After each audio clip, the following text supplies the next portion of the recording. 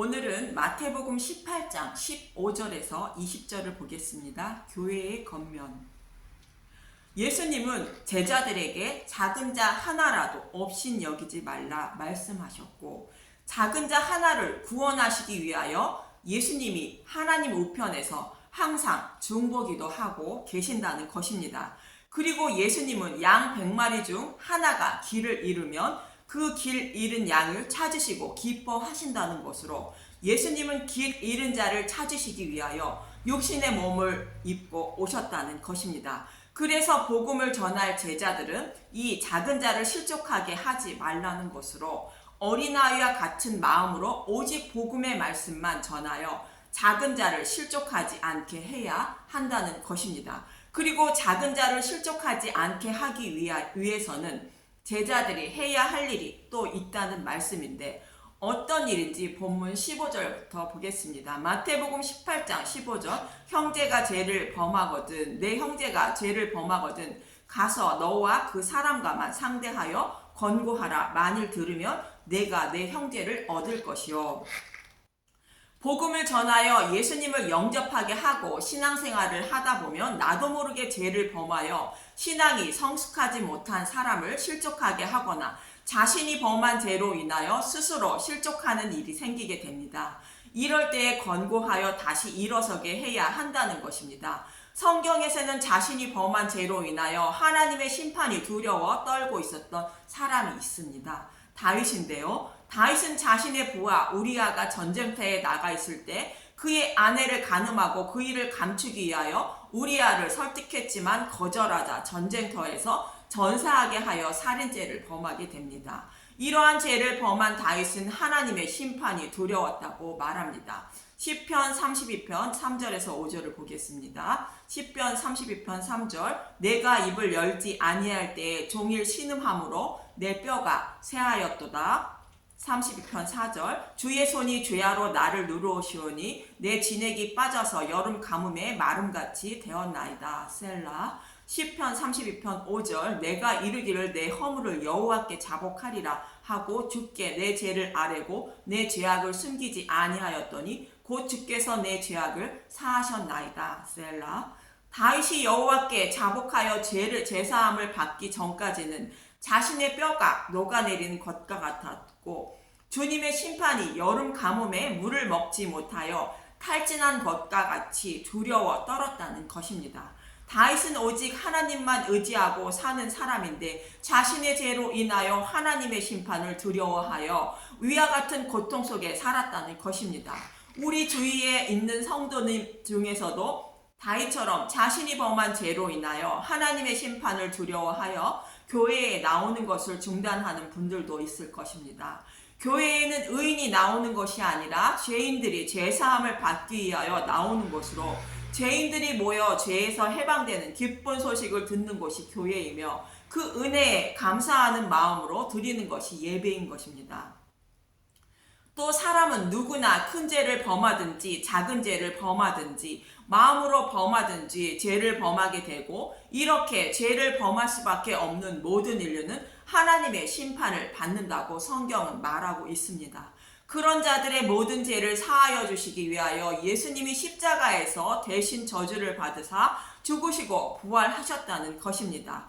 그래서 이 사실을 아는 자는 모든 죄를 사함받게 된다고 성경에서 말씀하고 있듯이, 이 기쁜 소식을 전해 듣고 제사함을 받기 위하여 교회에 모이는 것입니다. 그럼 율법에 의하면 반드시 죽어야 하는 죄를 범한 다윗이 어떻게 하나님께 제사함을 받았는지 사무엘하 12장 13절에서 23절을 보겠습니다. 반드시 죽어야 하는 중한 죄를 범한 다윗에게 하나님은 나단 선지자를 보내어 죄를 자복하게 하시는데, 나단 선지자의 말을 듣고 다윗은 사무엘하 12장 13절에 다윗이 나단에게 이르되 내가 여호와께 저를 범하였노라 하매, 나단이 다윗에게 말하되 여호와께서도 당신의 죄를 사하셨나니 당신이 죽지 아니하려니와. 나단 선지자의 말을 듣고 다윗은 자신의 죄를 여호와께 자복하게 됩니다. 그런데 나단 선지자는 여호와께서 다윗의 죄를 사하셨다고 전합니다. 그렇다면 다윗이 자신의 죄를 여호와께 잘못했다고 빌었기 때문에, 곧 속칭 회개했기 때문에 사함을 받은 것일까 하는 의문이 생긴 것입니다.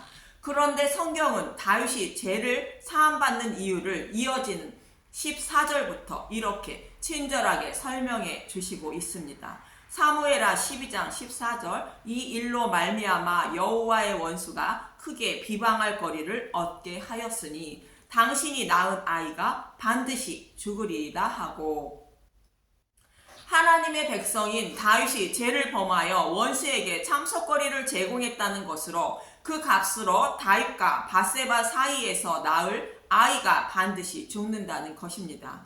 이 말씀은 아담과 하와에게 선악과를 먹으면 반드시 죽는다는 말씀과 동일하는 것으로 죄를 범한 자는 반드시 죽는다는 말씀과 동일한 것입니다. 다윗이 범한 죄의 값으로 다윗이 낳은 아이가 다윗을 대신하여 반드시 죽는다는 말씀인 것입니다. 그럼 다윗이 낳을 아이는 누구를 의미하는 것일까? 다윗 언약을 말씀하고 있는 사무엘하 7장 12절에서 15절을 보겠습니다. 사무엘하 7장 12절, 내 수완이 차서 내 조상들과 함께 누울 때 내가 내 몸에서 날 내 씨를 내 뒤에 세워 그의 나라를 견고하게 하리라. 사무엘하 7장 13절, 그는 내 이름을 위하여 집을 건축할 것이요 나는 그의 왕위를 영원히 견고하게 하리라. 다윗이 나이가 들어 죽을 때에 다윗이 낳을 아들을 후계자로 세워 나라를 견고하게 한다는 것으로 1차적으로는 솔로몬이 다스리는 나라를 말하는데, 솔로몬을 왕으로 세워 성전을 곧 집을 건축하고 그의 나라의 왕위는 영원히 견고하게 하신다는 약속의 말씀입니다. 그러나 솔로몬은 육의 몸을 가진 자로 영원히 살지 못하고 죽자 솔로몬이 다스리는 나라는 두 나라로 갈라지게 됩니다. 그렇다면 솔로몬이 성전을 세우고 나라를 다스리는 모습은 영원하지 못하므로 모형에 불과한 것임을 알 수 있습니다. 다윗의 후손으로 오실 메시아가 죽으시고 부활하심으로 성령님을 보내주셔서 3일 만에 마음의 성전을 세워주시는 것을 말하고 있습니다. 이렇게 세워주실 예수님이 다스리는 나라가 영원할 것임을 말씀하고 있는 것입니다. 이렇게 세워진 하나님 나라는 영원히 무너지지 않고 견고하게 된다는 말씀으로 다윗에게 하신 언약은 예수님이 세우실 나라에 대한 언약의 말씀임을 알 수 있는 것입니다. 참고로 다윗이 낳은 아이가 죽는 것은 예수님의 죽으심을 말하고 있고, 그 후에 다윗과 밧세바가 낳은 솔로몬이 왕이 되는 것은 예수님이 죽으시고 부활하신 예수님을 말하는 것입니다. 그럼 이렇게 마음의 성전을 세워주신 백성이 죄를 범하면 어떻게 하신다는 것인가? 사무엘하 7장 14절, 나는 그에게 아버지가 되고 그는 내게 아들이 되리니 그가 만일 죄를 범하면 내가 사람의 매와 인생의 채찍으로 징계하려니와. 사무엘하 7장 15절, 내가 내 앞에서 물러나게 한 사울에게서 내 은총을 빼앗은 것처럼 그에게서 빼앗지 아니하리라. 사울왕과 다윗왕을 비교하여 말씀하시는데 사울은 죄를 범하여 왕위에서 쫓겨났지만 마음의 성전이 세워진 사람이 죄를 범하면 이 땅에서 살아가는 동안 징계는 받아도 하나님 자녀가 되는 복은 빼앗지 않는다는 것입니다. 그래서 다윗과 같이 반드시 죽어야 하는 죄를 범하지 않은 사울왕은 하나님의 은총을 받지 못해 심판을 받았습니다. 다윗왕은 반드시 죽어야 하는 살인과 간음죄를 범했는데 하나님의 은총을 받아 죄사함을 받게 된 것입니다. 이러한 다윗 언약의 말씀이 어떤 내용을 의미하고 있는지 다윗이 죄사함을 받는 본문의 말씀을 통하여 설명해 주고 있는 것인데, 다윗과 밧세바 사이에서 낳은 아이가 다윗의 죄로 인하여 반드시 죽는다는 것은 다윗의 후손으로 오실 메시아가 다윗의 죄로 인하여 하나님 나라에 들어갈 모든 백성의 죄로 인하여 반드시 죽는다는 의미인 것입니다. 이 말씀대로 다윗에게 낳은 아이가 죽게 되는데 15절부터 봅니다. 사무엘하 15장 12장 15절, 나단이 자기 집으로 돌아가니라. 우리아의 다윗의 아이가 죽다. 아내가 다윗에게 낳은 아이를 여호와께서 치심에 심히 앓는지라. 사무엘하 12장 16절 다윗이 그 아이를 위하여 하나님께 간구하되 다윗이 금식하고 안에 들어가서 밤새도록 땅에 엎드렸으니 사무엘하 12장 17절 그 집에 늙은 자들이 그 곁에 서서 다윗을 땅에서 일으키려 하되 왕이 듣지 아니하고 그들과 더불어 먹지도 아니하더라. 다윗은 밧세바를 통하여 낳은 아이를 살려달라고 금식하며 간절히 구하고 있습니다. 저는 이 모습을 볼 때에 예수님이 제자들에게 자신이 죽고 3일 만에 부활하신다고 말하자 베드로가 결코 안 됩니다 하고 한 말씀이 생각이 납니다. 하나님이 자신이 사랑하고 계시는 자신의 아들을 십자가에 내어 주셔야 잃어버린 자신의 백성을 구원하실 수 있다는 것을 알지 못하고 나의 유익만 생각하고 예수님을 따르고 있는 제자들의 모습을 말합니다. 이 모습이 저와 여러분의 모습으로 하나님의 일을 생각하지 못하고 나의 일만 생각하고 예수님을 따르고 있는 모습을 말해주고 있는 것입니다.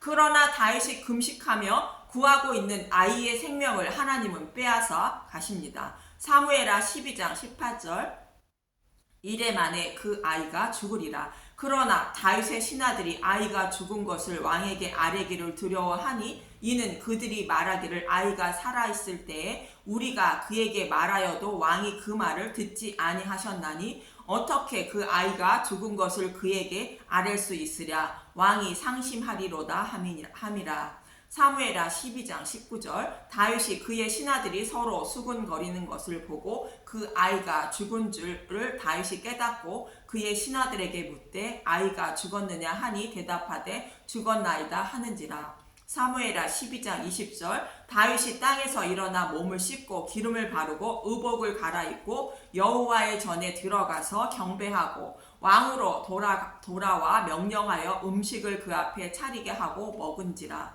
사무엘하 12장 21절 그의 신하들이 그에게 이르되 아이가 살아있을 때에는 그를 위하여 금식하고 오시더니 죽은 후에는 일어나서 잡수시니 이 일이 어찌 됩니까 하니 사무엘하 12장 22절 이르되 아이가 살아있을 때에 내가 금식하고 온 것은 혹시 여호와께서 나를 불쌍히 여기사 아이를 살려주실지 누가 알까 생각하이거니와. 사무엘하 12장 23절 지금은 죽었으니 내가 어찌 금식하랴. 내가 다시 돌아오게 할 수 있느냐. 나는 그에게로 가려니와 그는 내게로 돌아오지 아니하리라 하니라. 아이가 죽자 다윗은 금식을 풀고 언제 금식을 했느냐는 모습으로 음식을 먹게 되는데 이 모습을 보고 묻는 신하들에게 다윗은 죽은 아이가 돌아올 수 없다는 것을 알기에 음식을 먹었다고 말합니다. 이 말씀은 예수님이 죽으시기 전에는 제자들이 예수님이 죽으시면 안 된다고 말했는데 예수님이 죽으시고 부활하심으로 성령님이 오심으로 더러운 죄를 씻음을 받고 기름을 바르고 더러운 옷이 아닌 의의 옷으로 갈아입고 생명의 양식인 복음의 말씀을 먹게 된다는 것을 말씀하고 있는 것입니다. 이제 신랑과 함께 있으니 금식하지 않고 잔치 음식을 곧 복음의 말씀을 먹고 즐거워하는 모습을 모형하고 있는 것입니다. 이렇게 다윗은 자신의 후손으로 오실 메시아를 통하여 죄사함을 받게 된 다윗은 율법에 의하면 반드시 죽어야 하는 살인죄와 간음죄를 범한 모든 죄를 사함받게 되었다는 것을 알게 된 것입니다. 그래서 다윗이 자신의 죄를 여호와께 자복함으로 죄사함을 받게 된 것이 아니라 다윗의 후손으로 오실 메시아가 자신의 죄를 사하여 주셨다는 것을 알게 되므로 성령의 전이 세워진 사람만 알게 됨을 알 수 있습니다. 죄사함을 받게 된 것이며 이것을 안 다윗은 금식을 끊고 음식을 곧 복음을 먹은 것입니다. 이렇게 성경의 말씀을 통하여 죄사함을 어떻게 받게 되는지 잘 알고 있을 때 자신이 범한 죄로 인하여 넘어지지 않는 것이며 또 하나님 앞에서 모두가 동일하게 죄인들로 동일한 심판을 받게 된다는 것을 알 때에 어떤 성도가 큰 죄를 범할지라도 그 모습이 나의 모습이라 생각하고 건면하여 십자가만 바라보며 나아갈 수 있는 것입니다. 우리 속담에 한 살 버릇이 여든 간다는 속담이 있듯이 예수님을 믿는 저와 여러분의 죄성은 영원히 버리지 못하는 것이며 이 버릇을 조금이라도 고치기 위해서는 복음의 말씀만 먹기 위하여 힘쓰고 애쓰므로 십자가의 은혜와 사랑을 알게 되고 조금이나마 하나님 나라를 파괴하는 죄를 범하는 것을 줄일 수 있는 것입니다. 그런데 하나님 나라를 파괴하는 죄를 범하여 믿음이 부족한 성도들을 실족하게 하고도 모르고 있다면 권면하라고 본문 16절에서 18절에 이렇게 말합니다. 마태복음 18장 16절 만일 듣지 않거든 한두 사람을 데리고 가서 두세 증인의 입으로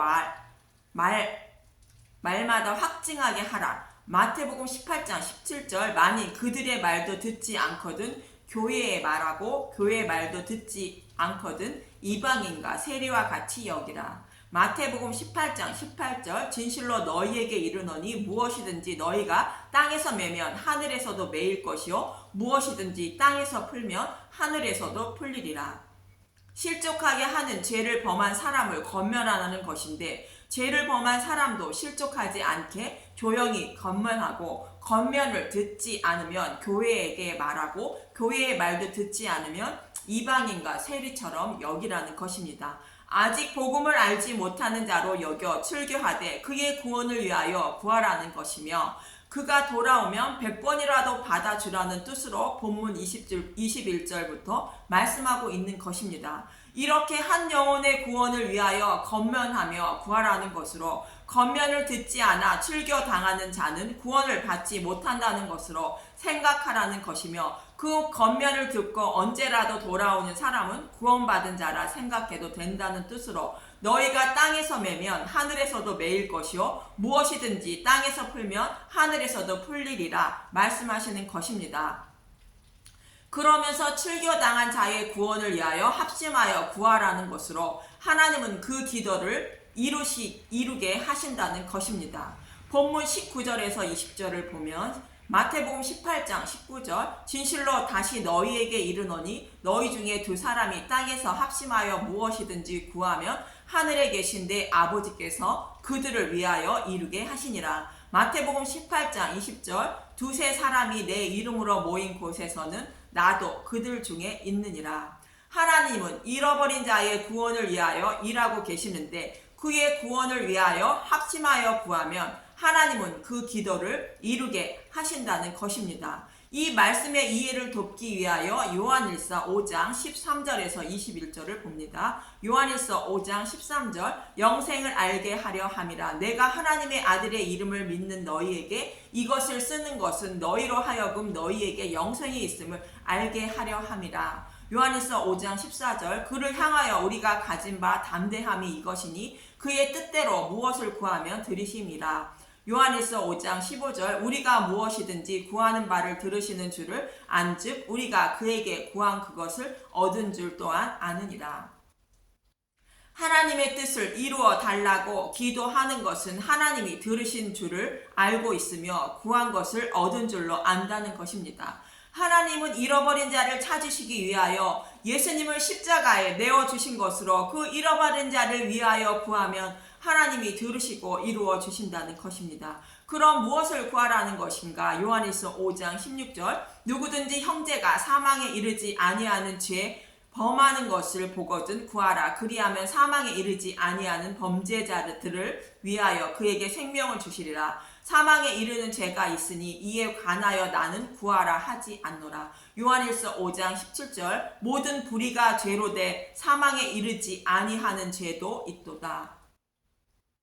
사망에 이르는 죄와 사망에 이르지 아니하는 죄가 있다는 것으로 사망에 이르지 아니하는 죄의 사함을 위하여 구하라는 것입니다. 사망에 이르는 죄는 예수님을 배척하는 죄를 말하며 사망에 이르지 아니하는 죄는 도덕적인 죄를 윤리적인 죄를 말하는 것으로 이 죄를 사함받게 하기 위하여 복음을 깨닫게 해달라고 구하라는 것입니다. 그러면 하나님은 그 간구를 들으시며 우리는 그것을 얻은 줄로 안다는 것입니다. 요한일서 5장 18절 하나님께로부터 난 자는 다 범죄하지 아니하는 줄을 우리가 아노라. 하나님께로부터 나신 자가 그를 지키심에 악한 자가 그를 만지지도 못하느니라.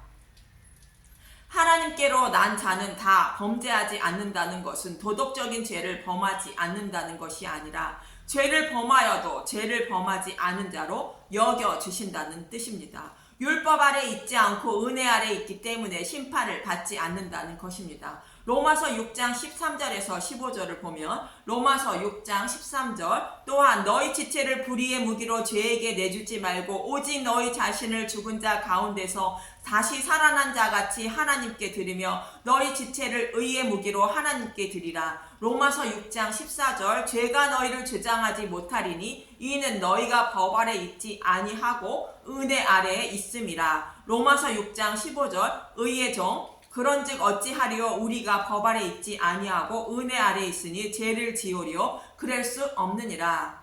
은혜 아래 있는 자는 죄를 범하여도 은혜 아래 있기 때문에 죄가 주장하지 못한다는 것으로 심판을 받지 않는다는 것인데 그렇다고 죄를 범할 수 없고 하나님 나라를 세우는데 동참하기 위하여 죄를 범하지 않기 위하여 힘쓰고 애써야 한다는 뜻으로 너희 지체를 의의 무기로 하나님께 드리라 말하고 있는 것입니다. 요한일서 5장 19절 또 아는 것은 우리는 하나님께 속하고 온 세상은 악한 자 안에 처한 것이며 요한일서 5장 20절 또 아는 것은 하나님의 아들이 이르러 우리에게 지각을 주사 우리로 참된 자를 알게 하신 것과 또한 우리가 참된 자 곧 그의 아들 예수 그리스도 안에 있는 것이니 그는 참 하나님이시여 영생이시라. 요한일서 5장 21절 자녀들아 너희 자신을 지켜 우상에게서 멀리하라. 우리가 하나님께 속해 있는 것은 하나님의 아들인 예수님이 우리에게 복음을 깨닫는 능력을 주셨기 때문에 우리가 그분을 알고 은혜 아래 속하게 되었고 영생을 얻었다는 것입니다. 그래서 그리스도를 떠나 우상에게서 멀리하라는 것입니다. 이처럼 저와 여러분은 우리의 노력과 능력으로 제사함을 받아 하나님 백성이 된 것이 아니라 예수님이 저와 여러분을 사랑하셔서 자신의 백성으로 삼아주신 은혜 때문인 것입니다. 그리고 누구나 죄를 범할 수밖에 없다는 것과 저와 여러분은 은혜 아래 거하고 있다는 것을 잊지 마시고 작은 자가 실족하지 않게 하기 위하여 하나님께 의의 무기로 드리기에 힘쓰며 살아야 하고 혹 실족하는 자가 있으면 건면하여 돌아올 수 있도록 해야 한다는 것입니다. 잃어버린 자의 구원을 위하여 성도들 사이에서 일어나는 나쁜 일들은 하나님 나라에 들어가시는 그날까지 비밀로 하시고 그의 구원을 위하여 하나님께 구하는 저와 여러분이 되시길 간절히 바랍니다. 감사합니다.